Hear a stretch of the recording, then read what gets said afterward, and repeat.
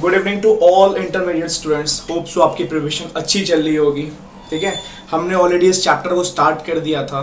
That is formation of company हमारा चला था, इनकॉर्पोरेशन ऑफ कंपनी चला था। हमने सेक्शन नंबर 6 तक सारे प्रोविजंस को अच्छे से देख लिया था। एमओए एओए के सारी ड्राफ्टिंग देख ली। सर आज सबसे इंपॉर्टेंट इस पोर्शन ऑफ चैप्टर का स्टार्ट करने वाले। सर सबसे इंपॉर्टेंट चैप्टर इस पोर्शन क्या है sir? Sir that is incorporation of company. अब कंपनी को कैसे इनकॉर्पोरेट करना है ना, अब उस पर बात करेंगे सर हम। देखो, किसी भी कंपनी को इनकॉर्पोरेट करने से पहले ना कंपनी का नाम पता करना ज़्यादा जरूरी होगा। एक सेकेंड, ठीक है। किसी भी कंपनी को इनकॉर्पोरेट करने के लिए कंपनी का नाम बहुत बड़ा रोल प्ले करता है कि नाम क्या होना चाहिए। आप अपनी सीए बनने वाली फॉर्म खोलोगे ना, नाम का रोल बहुत इंपॉर्टेंट रोल प्ले होने वाला है। तो same as a company start करने से पहले ना नाम बहुत इंपॉर्टेंट रोल प्ले करता है। ठीक है सर। सर नाम कुछ भी डाल सकते हो? नहीं, बहुत सारे रूल्स रेगुलेशंस को देखते हुए ना कंपनी का नाम सेटअप करना पड़ता है पहले हमें। तो सबसे पहले कंपनी, आप डायरेक्ट प्लॉट लेके वहां पे कंपनी खड़ी नहीं कर सकते। सबसे पहले आपको एक प्री में नेम डिसाइड करना पड़ता है कंपनी का। Sir spice plus form file करना पड़ता है हमें। ठीक है, इसमें part A and part B, ठीक है, part A and part B form file करना पड़ता है। That is spice plus part form. ठीक है सर। इनकॉर्पोरेशन ऑफ कंपनी को कैसे डील करोगे, कैसे पढ़ोगे, कैसे समझाओगे?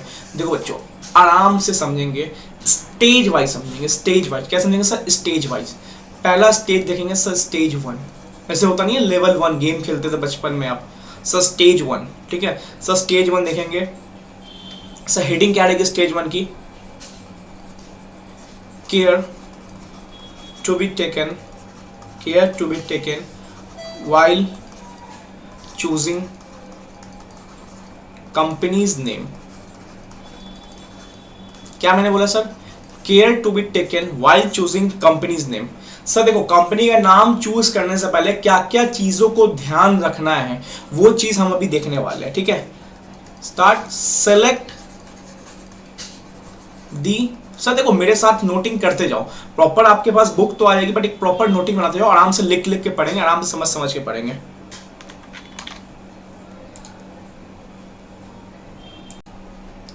थोड़ा इशू आ गया था। ठीक है सर, सिलेक्ट। देखो सबसे पहले हमें क्या करना पड़ेगा, स्टेज 1 बताता हूँ कि हम सबसे पहले हमें नाम सिलेक्ट करना है। तो सर क्या क्या केयर करना पड़ेगा नाम सिलेक्ट करने से पहले? जैसे मान लो कि इन फ्यूचर किसी के फैमिली बच्चा होता है, उसका नाम अगर वो ओसामा बिन लादेन रख दे तो ऐसा नहीं हो सकता ना। तो सर क्या क्या नाम रखना, मतलब बच्चे का क्या नाम रखना, कंपनी का क्या नाम रखना, उसमें क्या क्या केयर देना, क्या क्या सोच के हमें नाम रखना पड़ेगा। ठीक है, तो ओसामा बिन लादेन अब नहीं रख सकते ना बच्चे का नाम इंडिया में आके।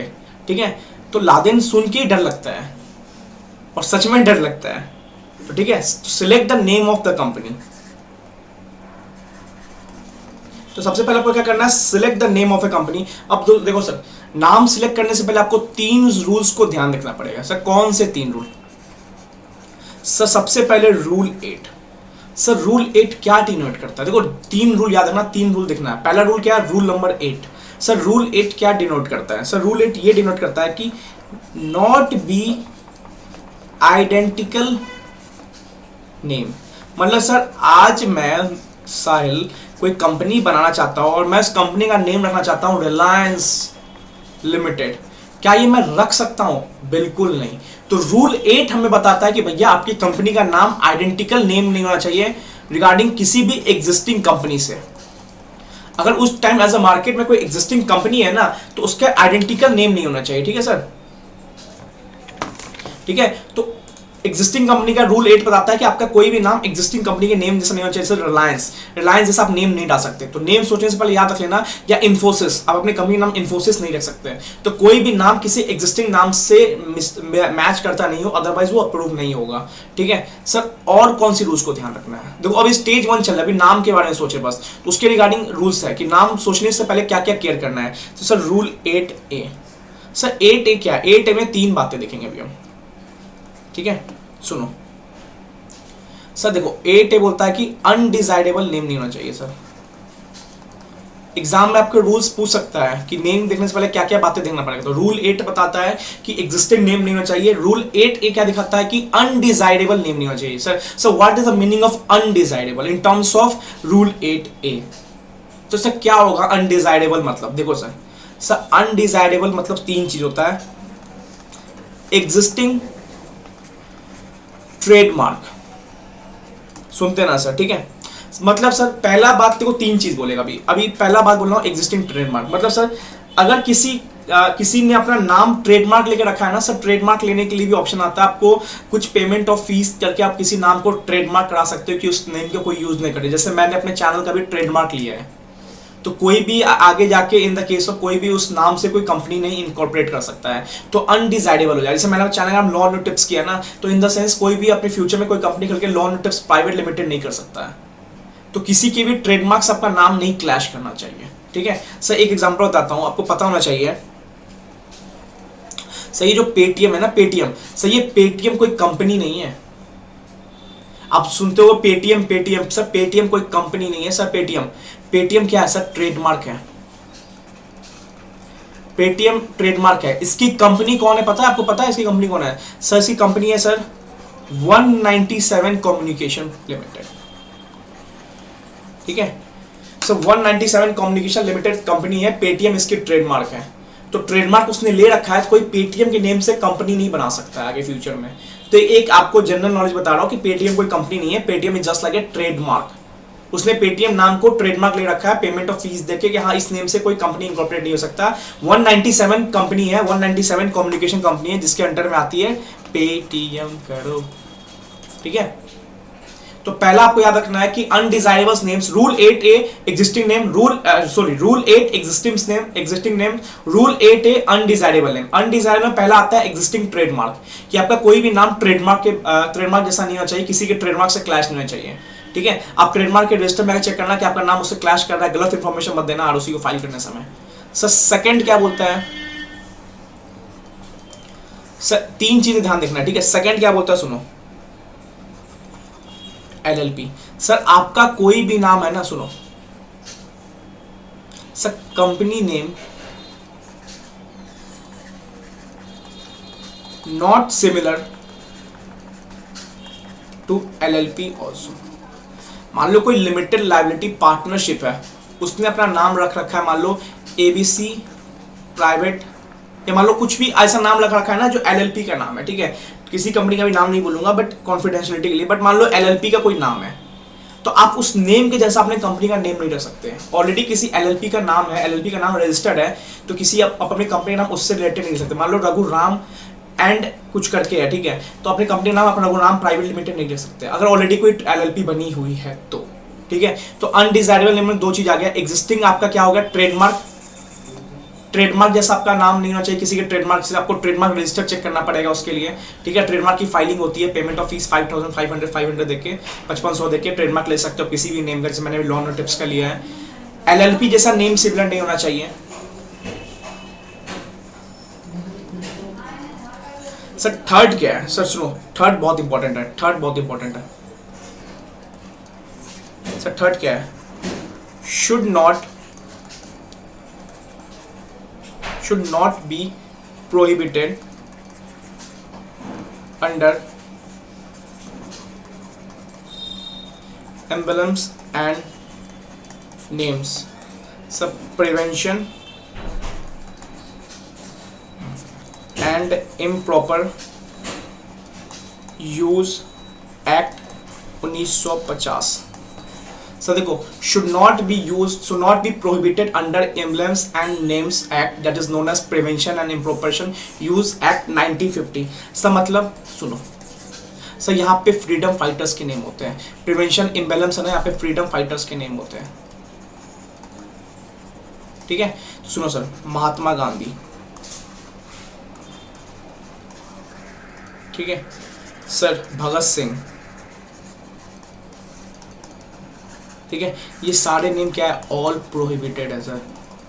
कोई भी अपनी कंपनी का नाम Bhagat Singh and private limited नहीं रख सकता, भगत सिंह एंड लिमिटेड नहीं रख सकता sir. Mahatma Gandhi and limited नहीं रख सकता sir, Mahatma Gandhi and private limited नहीं रख सकता सर। सब बाई डिफॉल्ट होगा तो उसने उसका ट्रेडमार्क ले रखा होगा, कंपनी नेम नहीं होगा। हाँ अक्सर मान लो किसी का नेम भगत सिंह है तो भाई इट्स योर डिफॉल्ट कि आपको नाम कंपनी का नहीं रख सकते आप। क्योंकि ये प्रोहिबिटेड है, मना है, रिस्ट्रिक्शन नहीं लगा रहा, प्रोहिबिटेड मना कर रहा है under emblems under prevention and improper use act 1950 कि आप कोई भी एम्बलम्स अब नेम का यूज नहीं कर सकते जो हमारे फ्रीडम फाइटर्स हैं, लाइक महात्मा गांधी, भगत सिंह, अब जो भी फ्रीडम फाइटर्स उसका नेम रिगार्डिंग अपनी कंपनी को इनकॉर्पोरेट नहीं कर सकते। तो सर देखो नेम को ध्यान रखते हुए रखना। सबसे पहले स्टेज वन में क्या देखना, हमें क्लियर करना है कि नेम क्या होना चाहिए। उसके लिए हमें 3 चीज देखना है। Select the name of company को देखते हुए रूल 8 देखना है। रूल 8 में कोई भी एग्जिस्टिंग कंपनी से मैच नहीं करना चाहिए नाम हमें। सर रूल 8 बोलता है कि कोई भी नाम अनडिजायरेबल नहीं होना चाहिए। सर अनडिजायरेबल क्या होता है, किसी एग्जिस्टिंग ट्रेडमार्क से नहीं होना चाहिए, किसी LLP से नहीं होना चाहिए, और कोई भी आप ऐसा फ्रीडम फाइटर का नाम मत यूज कर दो कंपनीज बनाने समय जो किसी फ्रीडम फाइटर से रिलेट करता हो और वो इम्प्रॉपर यूज एक्ट 1950 में दिया हुआ हो, लाइक महात्मा गांधी, भगत सिंह। ठीक है, अब देखो सर 8A हो गया, रूल 8 देख लिया हमने, रूल 8A देख लिया हमने। अब एक आता है रूल 8B। तो देखो नेम के लिए 3 चीज देखना पड़ेगा रूल में हमें, 8A and 8B। Sir rule 8B क्या होता है, ये थोड़ा इंपॉर्टेंट है, सुनो क्या बोला है। You can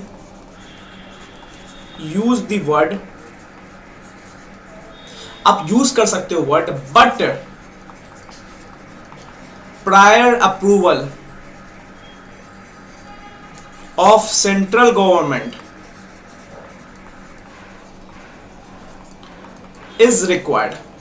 sir you can use the word, sir कौन सी वर्ड के बारे में बात कर रहे हो आप, सर कौन सा वर्ड यूज कर सकते हैं हम और हम करना चाहते हैं तो, बट हमें सेंट्रल गवर्नमेंट का परमिशन चाहिए ही चाहिए। प्रायर अप्रूवल मतलब डायरेक्ट नाम नहीं कर सकते हो, पहले आप प्रायर अप्रूवल लेके आओ, सीजी पास एप्लीकेशन डालो कि देखो सर हम ये नेम यूज कर रहे हैं। सर कौन सा वर्ड, सर कौन सा वर्ड, सुनो वर्ड बताता हूँ कौन कौन सा वर्ड। सर देखो फेडरल, रिपब्लिक, ठीक है, सेंट्रल, राष्ट्रपति, ठीक है। तो ये सारे नेम आप यूज कर रहे हो ना, तो याद रखना कि आपको सेंट्रल गवर्नमेंट का अप्रूवल चाहिए। जैसे आप लिख रहे हो अपनी कंपनी नाम मान लो साहिल रिपब्लिक प्राइवेट लिमिटेड, तो ये रिपब्लिक यूज किया ना आपने, तो पहले सेंट्रल गवर्नमेंट का यूज परमिशन लेके आओ। Sir Sahil central private limited, sir central use किया ना आपने, सेंट्रल गवर्नमेंट का परमिशन है। Sir Sahil private and federal, Sahil federal private limited, federal use किया ना आपने, सेंट्रल गवर्नमेंट परमिशन लेके आओ। सर रिपब्लिक यूज कर, राष्ट्रपति नाम क्या लगा रहे हो, साहिल राष्ट्रपति प्राइवेट लिमिटेड। सर ये सारे यूज के लिए आपको याद देखो यूज कर सकते हो। बहुत सारे फेडरेशन ऑफ इंडिया करके नाम बनाते हैं, रिपब्लिक लगाते हैं अपने नाम के आगे, बट याद रखना ये सारे लोग क्या करते हैं, सेंट्रल गवर्नमेंट का परमिशन लेके आते हैं। तो मना नहीं है यहाँ पे मना नहीं किया, यहाँ पे कर सकते हो, बट याद रखना सेंट्रल गवर्नमेंट का प्रायर परमिशन चाहिए। अगर सीजी ने बोल दिया कि हाँ ठीक है हम तुम्हें अलाउ कर रहे हैं, तो फिर आप अलाउ हो सकते हो, फिर आप यूज कर सकते हो, बट वहां पे है ना प्रोहिबिट था। ठीक है, ठीक है। तो हमने देख लिया स्टेज 1 में rule 8A and rule 8B। अब 8A में याद रखना कौन सा बात है, महात्मा गांधी, आप भगत सिंह जैसा नाम यूज नहीं कर सकते, वो डायरेक्ट प्रोहिबिटेड है। 8B में क्या है, आप फेडरल, रिपब्लिक, सेंट्रल, राष्ट्रपति ये सब यूज कर सकते हो, बट सीजी का अप्रूवल लेना पड़ेगा आपको। मैंडेटरी है कि पहले सीजी का अप्रूवल लेके आओ। सीजी ने, आप सीजी के दरवाजे पे जाओगे, नॉक नॉक, सीजी बोलेगा यस सर, आप बोलोगे सर मेरे को सेंट्रल लगाना अपने नाम के आगे, सीजी बोलेगा इट्स ओके आप लगा सकते हो, तब आप लगा सकते हो। सर कुछ बातें और रूल 8B में सुनो। सर मान लो आपको नाम क्या लगाना है, स्टॉक, सर मतलब ABC स्टॉक प्राइवेट लिमिटेड, तो आपको सर सेबी का अप्रूवल लेकर आना पड़ेगा। मतलब सिंपल सी बात है, अपने अपने रेगुलेटरी बॉडी का अप्रूवल लेकर। सर स्टॉक एक्सचेंज में डील करता है तो सेबी का अप्रूवल लेकर आना पड़ेगा। सर आपको नाम क्या लगाना है, ABC बैंक, तो आपको RBI अप्रूवल लेकर आना पड़ेगा। सर आपको नाम क्या लगाना है, ABC टेलीकम्युनिकेशन, ये नॉर्मल बातें हैं, आपको ट्राई का अप्रूवल लेकर आना पड़ेगा। ठीक है, आपको नाम क्या लगाना है सर, ABC निधि, तो आपको MCA that is ministry of corporate affairs, जो कि हमारा कंपनीज एक्ट में डील करता है, इसका अप्रूवल लेके आना पड़ेगा। तो 8B यही बोलता है कि आपको अपने अपने रेगुलेटरी बॉडी से अप्रूवल लेके आना पड़ेगा, आप उसके जैसा नाम यूज कर रहे हो। तो स्टॉक यूज कर रहे हो तो आपको सेबी का अप्रूवल, बैंक यूज कर रहे हो तो आपको RBI अप्रूवल, टेलीकम्युनिकेशन यूज कर रहे हो तो आपको ट्राई का अप्रूवल, निधि यूज कर रहे हो तो आपको MCA का अप्रूवल।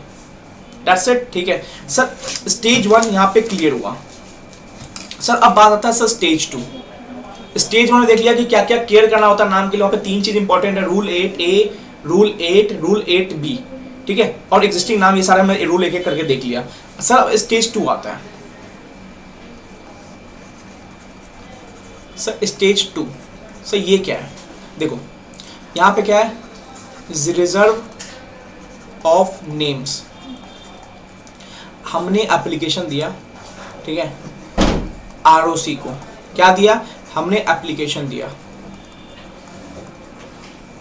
जो कि हमारा स्पाइस प्लस पार्ट ए में फॉर्म गया, जो कि पार्ट ए स्पाइस फॉर्म था। वेब फॉर्म होता है sir, there is difference between web form and form. Web form क्या होता है, आपको लॉगिन करना होगा, आप लॉगिन करके जाके वहां पे फिल करोगे, लॉग आउट करोगे, वो सेव जितना होगा रहेगा। सर फॉर्म क्या होता है, आपने डाउनलोड किया, आपने फिल किया, आपने भरा, अपलोड किया। तो वेब फॉर्म क्या होता है, ऑनलाइन आपने फीड किया तब कंप्लीट किया। तो पार्ट ए क्या होता है, पार्ट ए फॉर नेम, सब part B for other process, अभी देखेंगे हम। तो अपने रिजर्व ऑफ नेम के लिए कर दिया part A. Part A filters में 3 चीज देखना होता है, rule 8, rule 8A, rule 8B। अपने फाइल कर दिया आरओसी को, ठीक है। अब देखो सर, आपका नेम क्या होगा,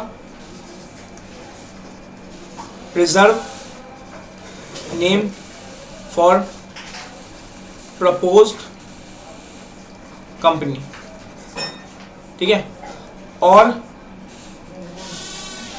reserve name for existing companies.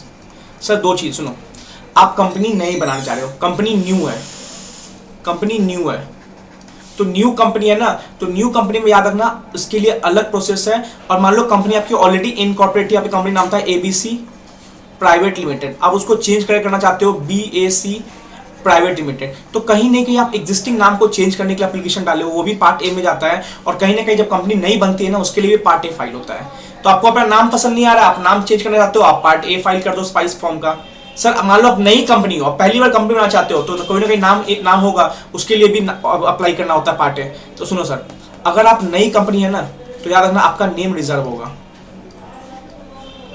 सुनो, आप नई कंपनी हो, आपका नेम रिजर्व होगा। सुनो, it shall be reserve for 20 days। Sir आपका नाम 20 दिन तक रिजर्व रहेगा, मतलब 20 दिन में आपको पार्ट बी भी फिल करना है। देखो 2 पार्ट होंगे, पार्ट ए नेम के लिए होता है, पार्ट बी अदर प्रोसेस होता है।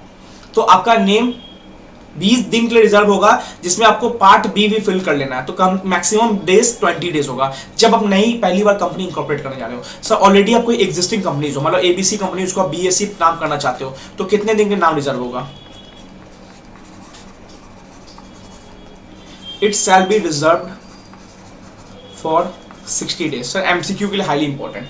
Sir existing company name change कर रही है तो 60 दिन, नई कंपनी जा रही है तो सर 20 दिन के लिए नाम क्या होगा, रिजर्व होगा, हमारा नाम रिजर्व होगा। उतने दिन में आपको पार्ट बी फाइल करके खत्म कर लेना है। अदरवाइज 21वां दिन हो गया तो भैया जो भी नाम आपका मिला था ना, या जो भी नाम के लिए रिजर्वेशन आपने डाला था ना, वो भाई हट चुका रहेगा, ठीक है।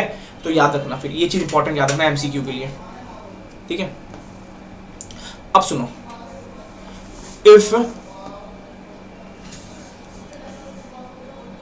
if it is found that name was reserved by giving wrong information, ठीक है, मतलब आपने रॉन्ग इंफॉर्मेशन, मतलब सर हो सकता है आपने रॉन्ग ट्रेडमार्क दे दिया हो। आपने बोला होगा देखो सर हमारा ये ट्रेडमार्क का नाम सा हमने लॉ टिप्स बनाया है, और आपने बोल दिया कि सर देखो हमने लॉ टिप्स बनाया, हमारा ट्रेडमार्क है, हमारी कंपनी चाहिए इस नाम से, और आप पता चला आपका ये लॉ टिप्स था ही नहीं, तो रॉन्ग ट्रेडमार्क इन्फॉर्मेशन दे दिया आपने, ठीक है। रूल 8 में आप जा रहे थे, रूल 8A में जा रहे थे, आपने बोला सर ट्रेडमार्क हमारा ही है, हमारा ही कंपनी है, हमारा ही कंपनी नाम पे इंकॉर्पोरेट कर दो, आपने लॉ टिप्स का ट्रेडमार्क दिखा दिया, फेक डॉक्यूमेंट्स हो गए। या मान लो आपने कोई भी इंफॉर्मेशन दे दिया जो क्या रॉन्ग इंफॉर्मेशन था, ठीक है, नेम के लिए तो found that name was reserved, name जो रिजर्व हुआ ना by giving wrong information, then क्या होगा, देन 2 चीज होगा। इफ कंपनी इज इनकॉर्पोरेटेड, ठीक है, if company is not incorporated, ठीक है। अगर देखो हमें तब पता चला, किसे पता चला होगा, आरओसी को, क्योंकि आपने आरओसी को फाइल किया था ना पार्ट ए। देखो सर आपने आरओसी को पार्ट ए फाइल किया था ना यहाँ पे एप्लीकेशन, तो आरओसी को पता चल गया कि आपने जो नाम डाला था ना वो रॉन्ग इन्फॉर्मेशन डाला था। अब मान लो आरओसी को पता चला, जब तक पता चला तब तक कंपनी बन चुकी थी, आरओसी ने सर्टिफिकेट दे दिया तब तक कंपनी बन चुकी थी, तब क्या होगा? तब 3 सर्कमस्टांसेस होंगे आरओसी क्या क्या कर सकता है। Direct for change of name, भैया सिंपल बोलेगा देखो तुमने रॉन्ग इन्फॉर्मेशन दिया, लॉ एंड टिप्स तुम्हारा नहीं था, अपना नेम चेंज करो, मतलब फिर से पार्ट ए फाइल करो, ठीक है। नहीं तो आरओसी में take action for strike off name. देखो सर एक चीज बताता हूँ, अभी बताता हूँ, देखो 2 और 3 पॉइंट बताता हूँ आपको। आरओसी थर्ड पॉइंट में ऑर्डर फॉर वाइंडिंग अप। देखो 3 सर्कमस्टांसेस, सर क्वेश्चन आ सकता है एग्जाम में। इफ आरओसी पता चले कि आपने जो नेम अप्लाई किया था ना वो फॉल्स इन्फॉर्मेशन देके अप्लाई किया, तो 2 केस हो सकते हैं। या तो मान लो जब तक आरओसी को पता चला तब तक कंपनी बन चुकी थी, ठीक है। अगर कंपनी बन चुकी थी तो आरओसी 3 चीज करेगा एग्जाम में हाई चांसेस आने के। सर देखो एक तो बोलेगा, प्यार से बोलेगा कि अपना नाम चेंज कर दो, तुमने रॉन्ग इन्फॉर्मेशन दिया तो अपना नाम चेंज करो, फिर से फ्रेश फाइल करो। दूसरा बोलेगा कि आरओसी क्या करेगा, स्ट्राइक ऑफ कर देगा नेम। सर ये क्या होता है, देखो समझाता हूँ। ये हो गया रजिस्टर। आरओसी होता है ना कंपनी का करता धरता सब कुछ होता है, आरओसी का कंपनी का माई बाप सब आरओसी है। आरओसी पास क्या हुआ, एक रजिस्टर। सर इस रजिस्टर में जो भी कंपनी बनता है ना, जैसे आप सीए बनोगे ना तो सीए बनते ही है ना आईसीए के पास मेंबर्स रजिस्टर होता है। तो सिंपल कंपनी बनता है ना तो आरओसी पास कंपनी रजिस्टर होता है, इसमें सबका नाम लिखा हुआ है। तो सबका नाम लिखा हुआ है मतलब सब एक्टिव है। अगर आरओसी को पता चला ना तुमने फॉल्स इन्फॉर्मेशन दिया है तो आरओसी तुम्हारा नाम यहाँ से क्या कर सकता है, स्ट्राइक ऑफ कर सकता है। मतलब कहीं ना कहीं कंपनी तुम्हारी एक तरह से बंद हो जाएगी, क्योंकि नाम ही स्ट्राइक ऑफ कर दिया, तुम्हारे रजिस्टर से नाम ही हटा दिया, तो तुम मेंबर ही नहीं रहे, तुम कंपनी नहीं रहे, तो भैया तुम्हारा कंपनी इनडायरेक्टली बंद हो सकता है। तो स्ट्राइक ऑफ मतलब हो गया सिंपल सी बात, आरओसी के रजिस्टर से नेम हट जाना, ठीक है। सर तीसरा क्या होता है, आरओसी में order for winding up. Sir winding up क्या होता है, सर वाइंडिंग अप होता है जब आप कभी लाइबिलिटीज बहुत एक्सीड कर जाती है कंपनीज की, या मान लो कभी कभी होता है फॉल्स इन्फॉर्मेशन देते हो। वाइंडिंग अप होता है कि एक तरह से लॉन्ग प्रोसेस होता है। स्ट्राइक ऑफ एक शॉर्ट प्रोसेस की एकदम सिंपल सी बात, नाम हटाओ, नाम हटा कंपनी बंद, एमएससी 1 फाइल करके बहुत सारी कंपनी खुद से भी स्ट्राइक ऑफ करवाती है। वाइंडिंग अप क्या होता है, वाइंडिंग अप बड़ा प्रोसेस होता है जहां पे सारे लाइबिलिटीज को क्लियर करते हुए, सबको पैसा देते हुए, एसेट्स को बेचते हुए, मतलब जो भी एसेट्स है उसको बेचते हुए, लाइबिलिटीज को सेट ऑफ करते हुए कंपनी को बंद किया जाता है। तो एक तरह से ये होता है, ये बड़ा प्रोसेस होता है, बिग प्रोसेस, ये थोड़ा स्मॉल प्रोसेस होता है, बट है कंपनी को बंद करने का ही प्रोसेस। तो कहीं ना कहीं आरओसी गुस्सा आ जाएगी अगर रॉन्ग इन्फॉर्मेशन दोगे, तो आरओसी आपका नाम भी हटा सकती है और आरओसी आपका कंपनी बंद करवा सकती है। सब बट कंपनी बनी नहीं है तो if company is non incorporated, मतलब मान लो 20 दिन तक कंपनी रिजर्व होता है नाम, आरओसी को 10वां दिन पता चल गया कि यार कंपनी ना जानबूझ के झूठ मूठ कर नाम देके अप्लाई कर रही है और वो फॉल्स इन्फॉर्मेशन है, तब क्या होगा? तब 2 ही चीज होगा, सुनो सर कंपनी बनी नहीं है तो 2 ही चीज होगा, सुनो क्या होगा sir, reserve name shall be cancel. जो रिजर्व नेम था ना आपको मिला था ना, मान लो आपने डाला था एबीसी प्राइवेट लिमिटेड, रिजर्व हो गया था 20 दिन तक, आरओसी ने अप्रूव कर दिया था, वो कैंसिल हो जाएगा, आरओसी हटा देगा, बोलेगा भैया कोई नाम नहीं मिलेगा तुमको, जाओ यहाँ से। ये मैं रफ कर रहा हूँ, ठीक है, आप समझ ही गए होगा, इसको मैं रफ कर रहा हूँ। रिजर्व नेम कैंसिल हो जाएगा, कंपनी बनी नहीं है, क्योंकि वाइंड अप का काम ही नहीं आएगा, क्योंकि कंपनी जब बनी नहीं है तो क्या क्या वाइंड अप कराओगे, क्या नाम हटाओगे। सेकेंड क्या हो सकता है, पेनल्टी ऑफ ₹1 लाख, आप पे 1 लाख की पेनल्टी लगा सकते हैं भैया, रॉन्ग इन्फॉर्मेशन देना चालू कर रहे हो। सर 1 लाख नहीं है, अप टू 1 लाख, ठीक है, 1 लाख तक हो सके, 10,000 भी हो सकता है, हो सके 20,000 भी हो सकता है। तो याद रखना फॉल्स इन्फॉर्मेशन मत देना। अगर कंपनी बन चुकी है तो भैया बंद करवाएंगे, कैसे बंद करवाएंगे, bye striking name from register, या मान लो लंबा प्रोसेस वाइंडिंग अप से, या मान लो पहले प्यार समझाएंगे, डायरेक्ट करेंगे भैया चेंज कर लो नाम। कंपनी बनी नहीं है तो सिंपल बोलेंगे भैया तुम्हारा नाम हो गया कैंसिल और पेनल्टी लगेगा तुम पे 1 लाख का, ठीक है। ये इजी सिंपल। पहले क्या करना है, हमें 2 स्टेज देखे हमने। पहला स्टेज क्या देखा, देखो रिवाइज करवाते चलते हैं, रिटेन हो जाएगा दिमाग में सब। पहला स्टेज क्या देखा, सबसे पहला स्टेज क्या है कि हमें से केयर करना पड़ेगा। केयर किस चीज में करना पड़ेगा, रूल्स को देखते हुए। सर रूल 8A बोलता है कि एग्जिस्टिंग नेम नहीं होना चाहिए। रूल 8A बोलता है कि आपका अनडिजायरेबल नेम होना चाहिए, जो कि 3 चीजें होता है, एग्जिस्टिंग ट्रेडमार्क नहीं होना चाहिए किसी कंपनी का, या किसी भी ट्रेडमार्क नहीं होना चाहिए किसी भी आदमी का नाम, एलएलपी के नाम से कॉमन नहीं होना चाहिए, या मान लो कोई भी आप एम्बेलम टाइप का नाम यूज नहीं कर सकते। जो भी फ्रीडम फाइटर्स हमारे थे, महात्मा गांधी जी, भगत सिंह जी, इनका सब प्रोहिबिटेड। आप अपने नाम करके भगत सिंह नहीं लगा सकते, महात्मा गांधी नहीं लगा सकते, ठीक है सर। और 8B नहीं यूज कर सकते, मतलब सर आप कर सकते हो 8B कर सकते हो, बट आपको अप्रूवल लेना पड़ेगा इसका CG का। मान लो आपके नाम क्या क्या आपको लगाना है, रिपब्लिक, सेंट्रल, फेडरल, राष्ट्रपति, तो आपको सेंट्रल गवर्नमेंट का परमिशन लेना पड़ेगा। ये सारी चीज नाम सेलेक्ट करने में देखना पड़ता है सर। स्टॉक लगाना आपके नाम क्या है, सेबी अप्रूवल लेके आओ। बैंक लगाना तो RBI अप्रूवल लेके आओ। ट्रेडमार्क टेलीकम्युनिकेशन लगाना है तो ट्राई का अप्रूवल लेके आओ, telecommunication regulatory authority of India. निधि लगाना है तो MCA मिनिस्ट्री कॉर्पोरेट अफेयर का अप्रूवल लेके आओ। स्टेज 2 क्या होता है, रिजर्व नेम। अब मान लो आपने नेम के लिए अप्लाई कर दिया, स्पाइस प्लस वेब फॉर्म में पार्ट A में नेम के लिए अप्लाई होता है।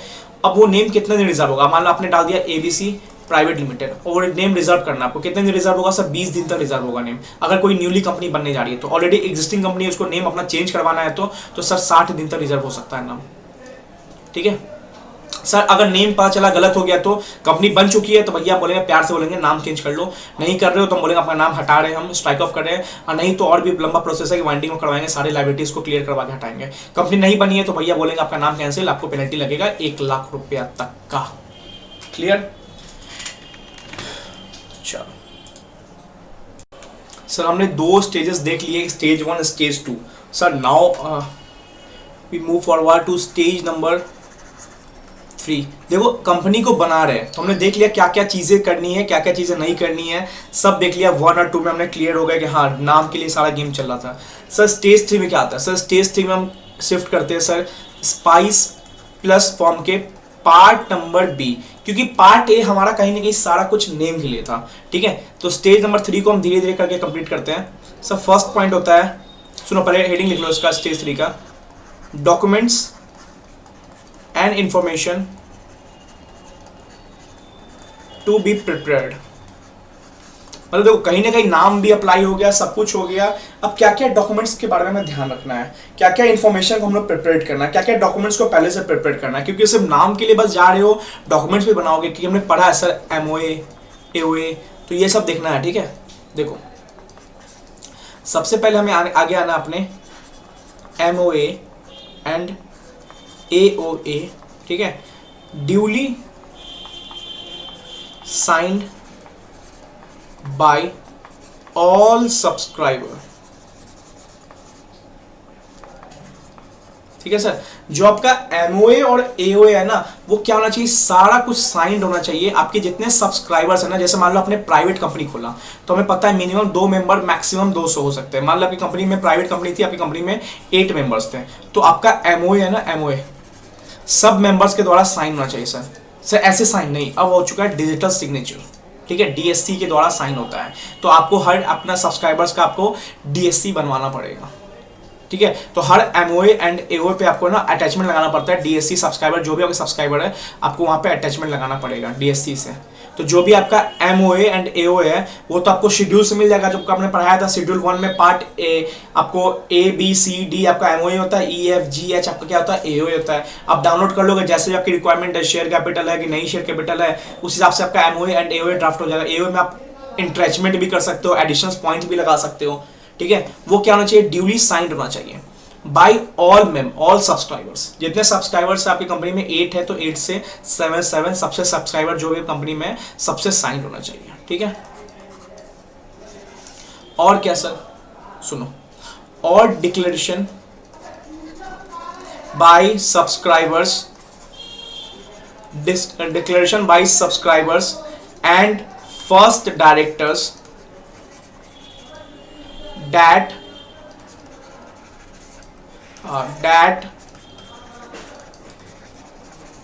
they are not convicted in any offense, ठीक है सर। देखो सर आपके जितने सब्सक्राइबर्स हैं, मान लो कि कंपनी बनने वाली है, कंपनी बन रही है, पब्लिक कंपनी है, ठीक है। पब्लिक का मिनिमम 7 सब्सक्राइबर चाहिए, ABCDEFG 7 सब्सक्राइबर्स हैं। तो ये 7 सब्सक्राइबर ने डिक्लेयर करना चाहिए। या मान लो पब्लिक कंपनी मिनिमम कितने डायरेक्टर्स होते हैं सर, कम से कम 3 डायरेक्टर चाहिए। तो PQR आपके ये क्या है, डायरेक्टर्स है, ये आपके सब्सक्राइबर है। तो जो भी डायरेक्टर्स एंड जो भी सब्सक्राइबर्स है ना, जो भी आपके फर्स्ट डायरेक्टर्स हैं ना, फर्स्ट डायरेक्टर्स या मान लो जो भी सब्सक्राइबर्स हैं ना, वो कन्विक्टेड, कोई भी कन्विक्टेड ऑफेंस में नहीं होना चाहिए। मतलब किसी ने भी कोई मर्डर वर्डर के चक्कर में नहीं पड़ा होना चाहिए, या मान लो कोई भी फ्रॉड ना किया हो, कोई भी नीरव मोदी टाइप आदमी ना हो, या कोई भी आपको ओसामा बिन लादेन टाइप आदमी ना हो, या कोई भी ऑफेंस ना किया हो इंडियन कंपनी एक्ट में, या कोई भी अपना इम्प्रिजमेंट ना किया हो, तो वो डिक्लेरेशन देंगे सब्सक्राइबर्स कि भैया देखो हम साफ सुथरे आदमी, हम कंपनी बना रहे हैं, हम साफ सुथरा कंपनी बना रहे हैं, हम कोई फ्रीडम 251 नहीं है जो 300 रुपए का फोन दे रहे थे, 250 का फोन दे रहे थे, वैसी कंपनी नहीं है, हम सारे सब्सक्राइबर साफ है, हम विजय माल्या नहीं है। फिर सारे क्या होगा, डिक्लेरेशन देंगे that they are not convicted in any offence. वो लोग कहीं पे भी इम्प्रिजमेंट का शिकार नहीं हुए थे। कन्विक्टेड मतलब कहीं भी इम्प्रिजमेंट मतलब जेल का शिकार नहीं हुए थे कोई भी ऑफेंस में। कोई भी ऑफेंस मतलब क्या होता है सर, कांड, मर्डर कर दिया या फ्रॉड कर दिया, ठीक है। तो ये देखो सारे लोग साइन तो करेंगे, सारे लोग ये भी डिक्लेयर करेंगे हम साफ सुथरे आदमी हैं, ठीक है। सुनो तीसरा और क्या डॉक्यूमेंट होगा, certificate from professionals like advocate, CA, CS, CMA. देखो सर ये लोग सर्टिफिकेट देंगे, जो भी कंपनी में याद रखना, सीए, सीएस, सीएमए या एडवोकेट का सर्टिफिकेट लगेगा। सर क्या सर्टिफिकेट लगेगा, ये जो ऊपर वाला डिक्लेरेशन दे रहे हैं ना ये बंदे, ये जो ऊपर वाला सेकंड पॉइंट में जो डिक्लेरेशन दे रहे हैं, सेकंड पॉइंट में कि वो सारे बंदे बोल रहे कि हम साफ सुथरे हैं, हमने कोई भी कॉन्विक्टेड ऑफेंस नहीं किया है, हम एग्जिस्ट करते हैं। ऐसा नहीं हो कि 7% फिक्टिटियस हो, इसका नाम शक्तिमान है, इसका नाम सुपरमैन, इसका नाम पावर रेंजर्स है, ऐसा नहीं होना चाहिए। तो ये एग्जिस्टेंस के लिए बताते हैं, ये सर्टिफिकेट देते हैं, सीए सर्टिफिकेट देते हैं कि जो भी कंपनी बन रही है ना, इसके सब्सक्राइबर्स और इसके डायरेक्टर ने जो भी सर्टिफाइड किया that they are not convicted, उसको बस प्रूफ करता है, उसको सर्टिफाइड कौन करता है, ये सीए, सीएस, सीएमए या एडवोकेट। तो अब जो भी मान लो आप कोई कंपनी बना रहे हो, आपके 7 मेंबर्स हैं, उन्होंने बोला कि हमने कुछ नहीं किया है, तो भैया आपके बोलने से नहीं होता है, सर्टिफिकेट लेके आओ, प्रोफेशनल्स का सर्टिफिकेट लेके आओ, प्रोफेशनल का भी साइन लगता है कंपनी इनकॉर्पोरेट करने समय। तो सीए, सीएस, सीएमए या एडवोकेट कोई भी साइन लगा सकता है, ठीक है सर। और क्या देना पड़ता है सर, और देना पड़ता है 4th नंबर पे director details and subscriber details. तो सिंपल मैं इसको प्यार से क्या बोलता हूं पता है, डायरेक्टर्स एंड सब्सक्राइबर का KYC, मतलब नो योर कस्टमर या नो योर क्लाइंट। इसमें आपका आएगा डायरेक्टर का नाम या सब्सक्राइबर का नाम, देखो एंड है, दोनों का साथ बोल रहा है। डायरेक्टर सब्सक्राइबर का नाम, एड्रेस, ईमेल, फोन, नेशनैलिटी, ठीक है। तो ये सारा सिंपल KYC देना पड़ता है भैया। आपके जितने डायरेक्टर्स हैं, जो भी आपके डायरेक्टर्स या सब्सक्राइबर्स है, सबका KYC करवा दो, सिंपल सी बात है। सबका नाम, एड्रेस, मोबाइल, फोन, नेशनैलिटी, ये सब हमसे बतवा दो, ये सब हमें बता दो कंपनी को फाइल करने समय, ठीक है सर। और क्या देना पड़ता है, देखो स्टेज नंबर 3 में कहीं ना कहीं सब कुछ है। आपको सब्सक्राइबर्स के, डायरेक्टर्स के नाम आ गए, एमओए को सब साइन करेगा, ये बताएगा उसने कोई ऑफेंस ना किया हो, उसको क्लियर कौन करेगा, सीए करेगा। फिर 4th नंबर क्या है, डायरेक्टर सब्सक्राइबर की KYC, क्या क्या उसके बेसिक डिटेल्स है वो बताएंगे, बेसिक डिटेल्स बोलते हैं इसको प्यार से, ठीक है। तो बहुत इजी प्रोसेस होता है। 5th नंबर पे क्या है, अब हम कहीं ना कहीं शिफ्ट करें, कहां पे सर, एड्रेस ऑफ ऑफिस। कहीं ना कहीं हमने कंपनी बना रहे, कंपनी के सारे लोग का नाम ले लिया, सब कुछ कर लिया, अब ऑफिस है कहां तुम्हारा सर, दिल्ली में, दिल्ली लक्ष्मी नगर, मुंबई, महाराष्ट्र, बिहार। तो कहां पे आपका ऑफिस है, आपके अपने ऑफिस का एड्रेस बताना पड़ेगा, ठीक है। ऑफिस का क्या बताना है आपको, एड्रेस बताना, एड्रेस क्लियर करना अपने ऑफिस का कि आपका ऑफिस कहां पे सिचुएट करता है। सब प्रूफ के लिए आप यहाँ पे इलेक्ट्रिसिटी बिल लगा सकते हो, यहाँ पे रेंट एग्रीमेंट लगा सकते हो, आप किसी रेंट ऑफिस पे रहते हो तो, ठीक है, या अपना ऑफिस है तो इलेक्ट्रिसिटी बिल का प्रूफ लगा सकते हो, ठीक है। तो ये सारी इंफॉर्मेशन है ना, ऑल दिस इंफॉर्मेशन जो पॉइंट नंबर आपको 1 से लेके 1 2 3 4 5 तक दिखे हैं, 1 to 5, ठीक है, filed with ROC in spice plus form part B। Sir बहुत इजी है, प्रैक्टिकल सोचो ना कितना अच्छा है। पहले पार्ट ए में आपने नाम के लिए अप्लाई कर दिया, पार्ट बी में बोलता है कि ठीक है नाम अप्लाई हो गया, 20 दिन रिजर्व है, 20 दिन में अपना क्या करो, ये सारे चीज करवा लेना। तो देखो कहने को 5 ही चीज है, बट ये 20 दिन का टाइम होता है, क्योंकि हम देखा ना रिजर्व नेम 20 दिन के लिए होता है हमारा। सब 20 दिन के लिए रिजर्व नेम होता है। ये 20 दिन क्यों देता है? क्योंकि आप पार्ट बी के सारे डॉक्यूमेंट्स फिल करा लो, जो कि आपका एमओए एओए साइन करवा दो, डिक्लेरेशन दे दो राइटर्स के, इतना दिन में आप सबके डीएससी बना दो, क्योंकि डिजिटल सिग्नेचर होने लगा है। सर सर्टिफाइड करा लो प्रोफेशनल सीए से, डायरेक्टर्स के डिटेल्स सब सबमिट करवा दो, एड्रेस ले लो ऑफिस का कहाँ पे क्या हो। तो ये सब 20 दिन में करना होता है हमें कहीं ना कहीं। और एग्जिस्टिंग कंपनी तो 60 दिन के अंदर, एग्जिस्टिंग कंपनी सिर्फ नेम के लिए होता है, यहाँ पे एग्जिस्टिंग कंपनी कुछ नहीं करना पड़ता, क्योंकि एग्जिस्टिंग कंपनी ऑलरेडी बनी हुई थी है। तो 20 दिन के अंदर आपको सब कुछ करना होता है, अदरवाइज क्या होगा, वो नेम जो रिजर्व करना वो कैंसिल हो जाएगा। ठीक है, सब कुछ कहाँ फाइल करना होता है हमें? आरओसी। आरओसी क्या होता है? पूरे कंपनीज एक्ट का करता धरता फैमिली, मान लो मदर फादर, आरओसी है हमारे कंपनीज एक्ट का। ठीक है, तो सर ये सारे डॉक्यूमेंट्स सब सबमिट करना पड़ता है, और याद रखना ये सारे डॉक्यूमेंट्स कंपनी को अपने जीवन काल के लिए रखना पड़ेंगे, मतलब जब तक कंपनी बंद नहीं होगी तब तक सारे डॉक्यूमेंट्स कंपनी को अपने रजिस्टर ऑफिस में मेंटेन करके रखना पड़ेगा।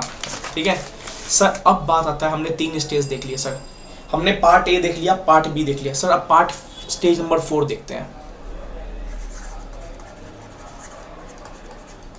देखो सारा स्टेज वाइज मैंने करवा दूंगा, ठीक है, आराम से हो रहा है। स्टेज नंबर 1 पे नाम, स्टेज नंबर 2 पे हमें रिजर्वेशन ऑफ नाम कितना देने के लिए मिलता है, स्टेज नंबर 3 पे हमें other documents like part B पे फोकस किया हमने, पार्ट बी में क्या क्या इन्फॉर्मेशन होता है, क्योंकि पार्ट जो 20 दिन के नाम रिजर्व होता है ना स्टेज 2 में, वो 20 दिन के अंदर हमें स्टेज 3 का काम करना पड़ता है। अब सर स्टेज 4 में क्या होगा सुनो, अब स्टेज 4 सिंपल क्या होगा, इनकॉर्पोरेशन हो जाएगा। हमारे कंपनी बन गई, बधाई हो, हमारे कंपनी बन चुका है, हमने एबीसी प्राइवेट लिमिटेड नाम रखा था, सब कुछ हो गया, हमने डॉक्यूमेंट्स सबमिट कर दिया, हमारा कंपनी बन गया। अब सर क्या पहचान है? मैंने तो बोल दिया कंपनी इनकॉर्पोरेट हो गई, तो इसकी पहचान क्या है? Any guess? ठीक है चलो गेस कर लिया होगा आपने, अब कैमरा और इसका तरह आपने गेस कर लिया होगा, बताया हुआ मैंने। सर इनकॉर्पोरेट हो गया मतलब सुनो, if all the information is correct, then ROC company का माता पिता जो समझ लो shall issue, क्या करेगा? आरओसी के पास सब कुछ इन्फॉर्मेशन आता था, तो आरओसी के पास ही सब इन्फॉर्मेशन जाता था, तो आरओसी क्या करेगा? इशू करेगा। क्या इशू करेगा सर? Sir certificate. जैसे आपका डेट ऑफ बर्थ सर्टिफिकेट होता है ना, तो कंपनी का भी सर्टिफिकेट होता है, सर्टिफिकेट ऑफ इनकॉर्पोरेशन। जैसे जीएसटी नंबर लोगे तो जीएसटी रजिस्ट्रेशन सर्टिफिकेट आता है, तो कंपनी में रजिस्टर होगा तो सर्टिफिकेट ऑफ इनकॉर्पोरेशन बोलते हैं सर। सर मतलब इसको बोलते हैं बर्थ सर्टिफिकेट। कंपनी कब जन्म लिया यहाँ पे पता चलता है, ठीक है, इसको प्यार से बोलते हैं सर COI ऑफिशियली।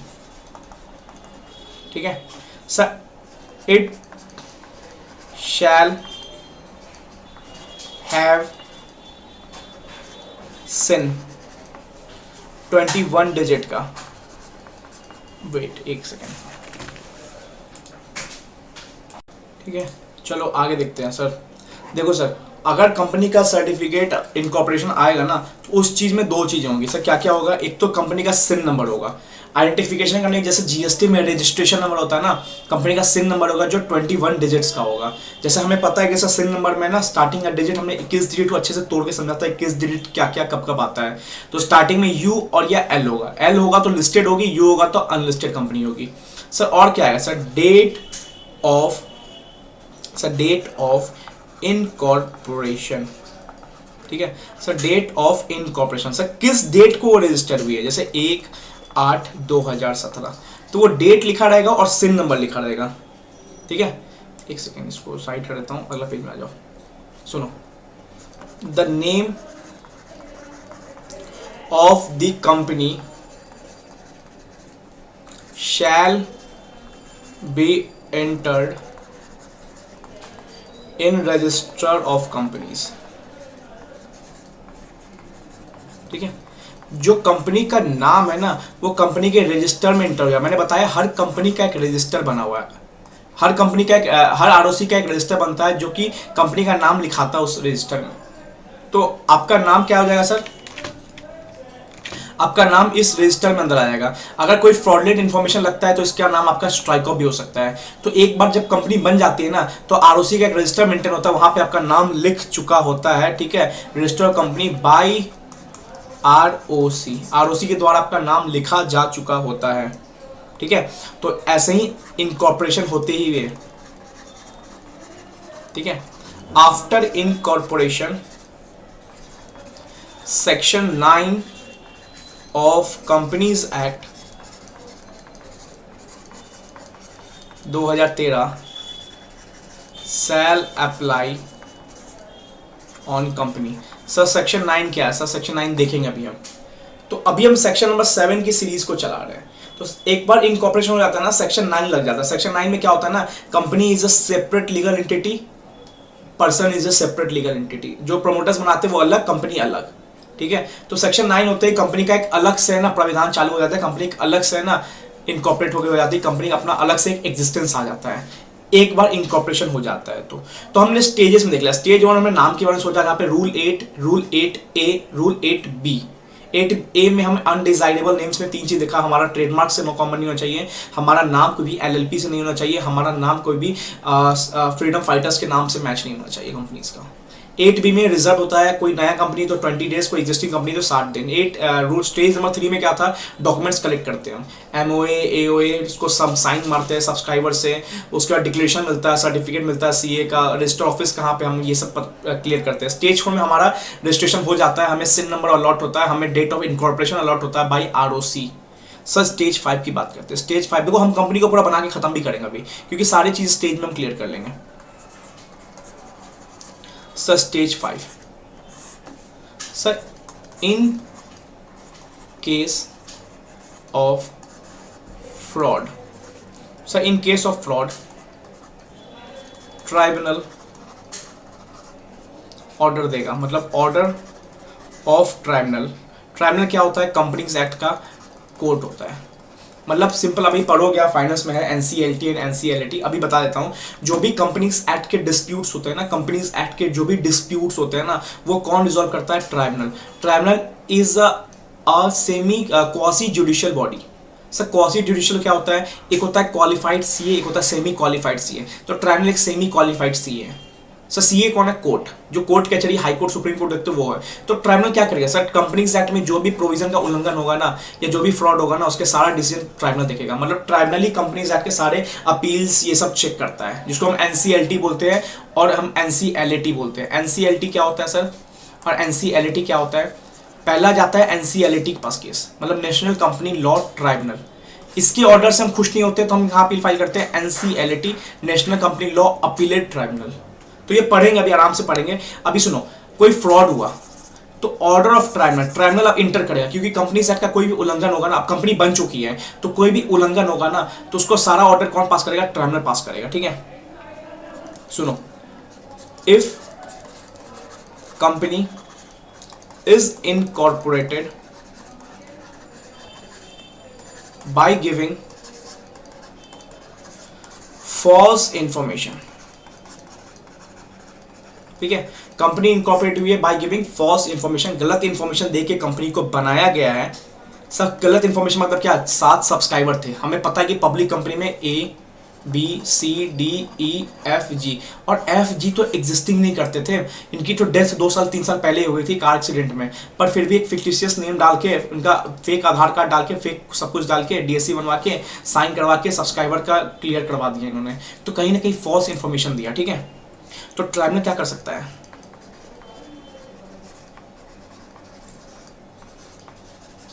ट्राइब्यूनल में पास एन ऑर्डर।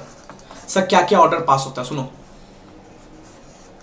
सर वहां पे नेम के लिए गलत अप्लाई हुआ था तो ROC ऑर्डर पास कर रहा था। यहां पे ट्राइब्यूनल, अब पूरा फ्रॉड कर रहे हो तुम, पूरा गलत इंफॉर्मेशन दे रहे हो, फ्रॉड कर रहे हो, तो भाई ट्राइब्यूनल ऑर्डर पास करेगा क्या क्या, सुनो।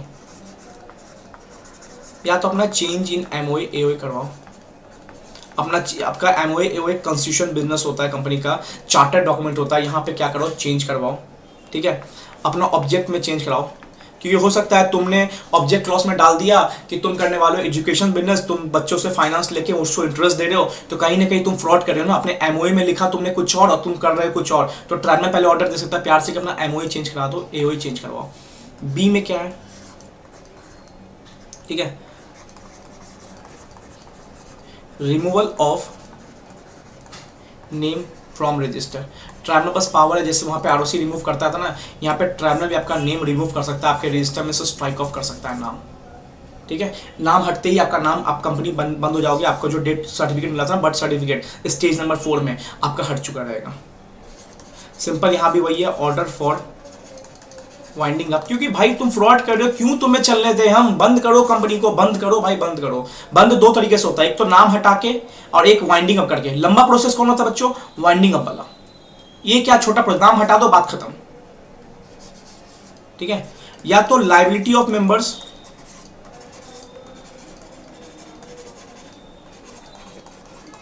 बिकम्स अनलिमिटेड, या तो आप जब कंपनी बनती है हमें पता है कि मेंबर्स की लायबिलिटी या तो लिमिटेड होती है या तो अनलिमिटेड होती है, शेयर लिमिटेड बाय शेयर्स होती है, लिमिटेड बाय गारंटी होती है, अनलिमिटेड होती है। तो ट्राइब्यूनल के पास पावर ये भी है कि भाई तुम जो मेंबर्स दिमाग लगा रहे थे ना, तुम्हारी लायबिलिटी हम अनलिमिटेड कर देंगे, मतलब तुम्हारे कपड़े तक बेच डालेंगे हम, तुम्हारा पर्सनल एसेट्स भी बेच के कंपनी का पैसा चुका सकते हैं, फ्रॉड का पैसा निकाल सकते हैं, तुमने जो भी फ्रॉड किया है।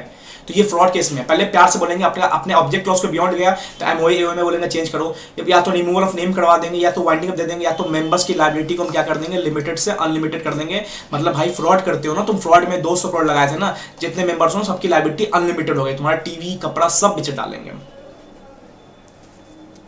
ठीक है, तो ये याद रखना। जैसे पहले एक आदमी ने 2 लोग के नेम पे कंपनी खोला, ठीक है सुनो, पहले एक आदमी ने 2 लोग के नेम पे कंपनी खोला और दोनों डेथ हो चुका था, दोनों का पहले ये ना डेथ हो चुका था, वो एग्जिस्टेंस में थे ही नहीं। तो प्रोमोटर्स ने कंपनी खोला, दो लोग के नाम पे खोला, क्योंकि प्राइवेट में मिनिमम 2 लोग खोल के कंपनी खोल सकते हैं, बट वो दोनों लोग की डेथ हो गई थी, कहीं ना कहीं फ्रॉड इंफॉर्मेशन दिया, आधार कार्ड फ्रॉड था, सब कुछ फ्रॉड था। तो कहीं ना कहीं ट्राइब्यूनल के पास पावर है कि वो आपका नाम रिमूव कर सकता है, यहाँ पे और है, चाहे तो कुछ भी हो सकता है यहाँ पे। ठीक है, तो ये आ जाता है, ये सब सर्कमस्टांसेज है, जब फ्रॉड होगा तो ट्राइब्यूनल ये सब कर सकता है। कंपनी इंकॉर्पोरेट होती है ना बाय गिविंग फॉल्स इंफॉर्मेशन, तो ट्राइब्यूनल पास ये सब पावर है, ये सब करने का। ठीक है, तो ये सब याद रखना सर। आज का लेक्चर बहुत इंपॉर्टेंट है, कंपनी कैसे बनती है फिर से रिवाइज करते हैं सर। स्टेज 1 देखो, स्टेज वाइज था सारा, यहीं पे क्लियर करते हैं ना यार, अपना आगे क्यों जाए सर। देखो, company incorporation, stage 1 name, short में क्लियर करते हैं नेम। इसके अंदर क्लॉज 8, 8A एंड 8B, ठीक है, नेम के लिए केयर करना पड़ता है हमें, याद रखना सर। स्टेज 2 नेम रिजर्व होगा, आपसे हम क्वेश्चन पूछते रहेंगे, आप बता, आप देखो सामने हो, पढ़ रहे हो, क्लियर करो, चिल्ला के बोलो, धीरे बोलो, नहीं बोलो। रिजर्व नेम होगा, न्यू है कंपनी तो 20 डेज, एग्जिस्टिंग कंपनी तो 60 डेज। सर स्टेज 3 क्या होता है? सर स्टेज 3 में हम अदर्स डॉक्यूमेंट्स जाते हैं। सर पार्ट ए कहाँ जाता है? सर पार्ट ए इसमें आता है, स्पाइस प्लस पार्ट ए।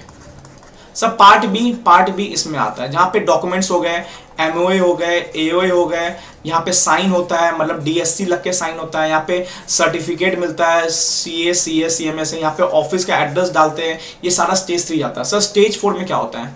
स्टेज 4 में हमें सिन नंबर अलॉट होता है, company of incorporation certificate allot होता है, हमें डेट पता चलता है कब अलॉट हुआ है। ठीक है सर। स्टेज 5 क्या होता है? भैया फ्रॉड से कंपनी बनाए ना, तो भैया आरओसी आपके नाम को स्ट्राइक ऑफ कर सकती है, सॉरी ट्राइब्यूनल आपके नाम को स्ट्राइक ऑफ कर सकती है, हटा सकती है, वाइंडिंग अप ऑर्डर दे सकती है, एमओए एओए में चेंज करवा सकती है। ठीक है, तो ये सारा स्टेज वाइज हमने देख लिया कंपनी कैसे इनकॉर्पोरेट है। इंपॉर्टेंट लेक्चर था आज का, दैट्स इट। ये इंपॉर्टेंट लेक्चर करना, अच्छे से करना, बताना, डाउट्स हो पर्सनली मैसेज करना, मैं डाउट्स सबके क्लियर करूंगा। चलो all the best, next lecture आगे कर लेंगे।